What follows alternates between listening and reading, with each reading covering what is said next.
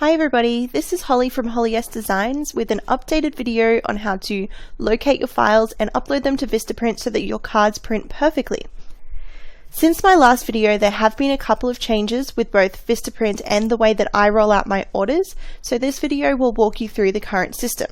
So let's get started. Once you have placed your order, you will receive an email within 48 hours and it will look something like this. The email contains a bit of information that you should read before you download your files. It has a notice saying to check your order for any errors before you have them printed.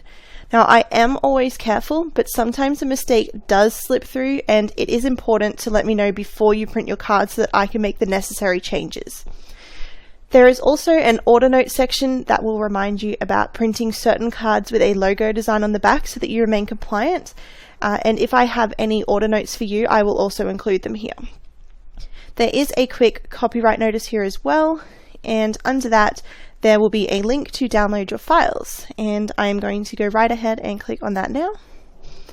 So this will load a Google Drive folder that will contain your order. So there are a few folders depending on what you have ordered.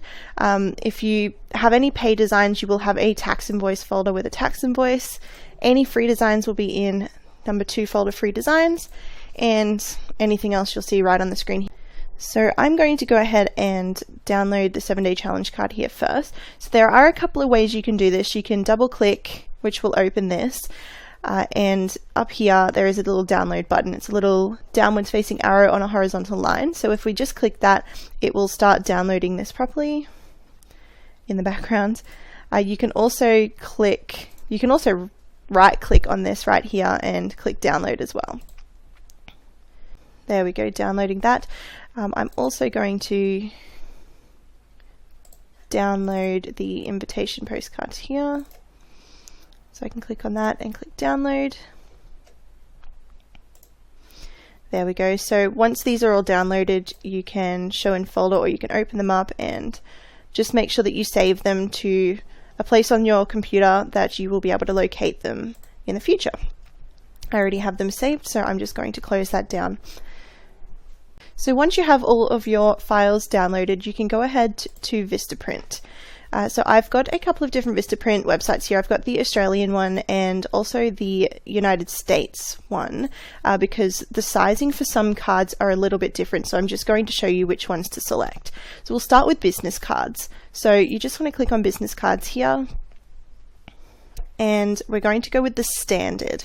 So we'll click get started and then click use your complete design and choose horizontal or vertical. I will start with vertical. Okay, so next you want to upload your images to the card. Open up the image tab, click on add images from my computer and choose. So a little box will pop up where you can select which files you want to upload. So we're doing vertical, so I will click on the 7-day challenge card PDF and click open. Now you can see that it will start loading it directly onto this little panel over here. So our card has loaded directly in the middle of the screen, which is great.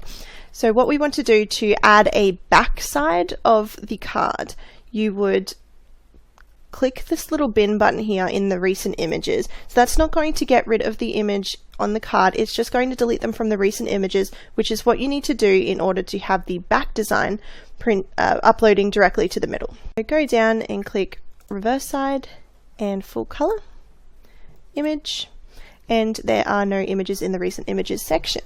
So we will open up a new image from my computer, choose images, and I'm just going to select the 7-day challenge card again for this video. And once you have uploaded the front and or back, depending on what you're wanting, we want to press next. And this will take you to the preview section. So you can click on view larger, make sure that it is all nice in the center and not blurry, your details are all correct. Do that for both of them. And once you're finished, you can click I have reviewed and approved my design and next. Here it will ask you to choose your quantity, the brilliant finish if you would like that. I haven't tested it and I don't think it really works for these designs, but it's completely up to you. The paper stock, I always use matte because it is nice. Some people prefer to use glossy because when you're sticking the samples onto the card, it does come up really nice and it sticks onto the card really well, but matte works completely fine for me. And it's just going to give you some suggestions, but you can see that it's already been added to your card. So there you go, that's how to upload the vertical business cards. If we want to upload any horizontal ones, we can go standard, use your complete design and click horizontal. And when this has loaded, just be sure to delete the image from the recent images section again, because otherwise it won't load directly in the middle and you'll have to do some manual adjusting and you won't get perfectly balanced cards. I will go over here to Vistaprint.com, which is for USA, and just double check that the sizing is the same. So we'll click standard, use your complete design. Okay, so it doesn't give you any sizes and shapes in here. It will give you the one that you want to use. You can see it's a little bit thinner and a little bit longer. You don't want to be clicking on sizes and shapes because my cards are really made for this standard. Okay, going back over to vistaprint.com.au. To order your postcards, such as your invitations, we click on marketing materials and postcards. And there are a few different sizes, but we'll click use your complete design and select A6 if it has an A6 option. For US and Canada, it is 4x6, I believe. Yes, so for the US and Canada, it is the small, the 6" by 4" postcard that you would be using. Back over here. And again, it's the same process. Image, delete the recent images, upload from my computer, select the file,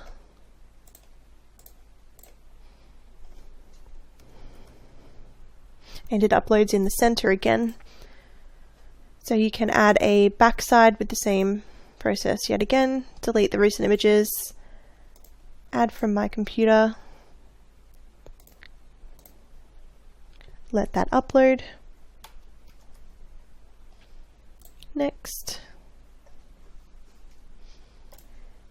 and view the previews just to make sure that everything is okay. So the next designs that I would like to show you are contact details and the return address labels. So under invitations and stationery, they're both the return address labels. And that should be the same for US and Canada, wedding and invitations, mailing supplies, return address labels. So same thing again, it just looks a little bit different. Browse our designs and upload your complete design, which is the one you want to select.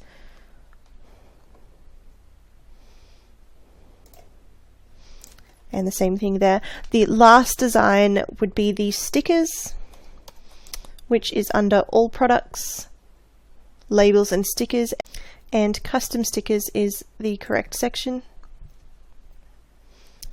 Okay, so down here we want to click shop now under the stickers section.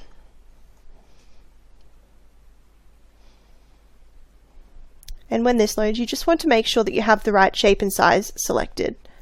So even though the images are square, you want to make sure that you select circle.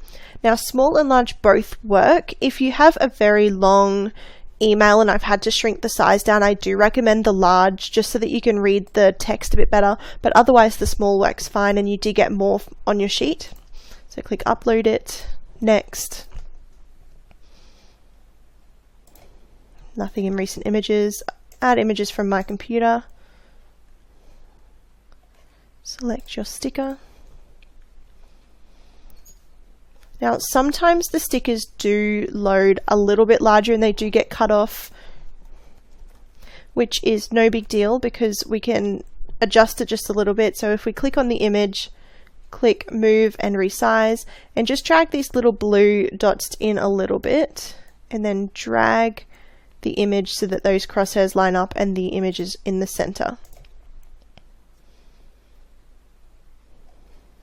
And that's it. So there you have it. That is how to locate, download and upload my designs so that they print perfectly As always, if you have any questions or you need any assistance, please feel free to contact me. You can send me an email, a Facebook message, or even post in my group and I'll get back to you.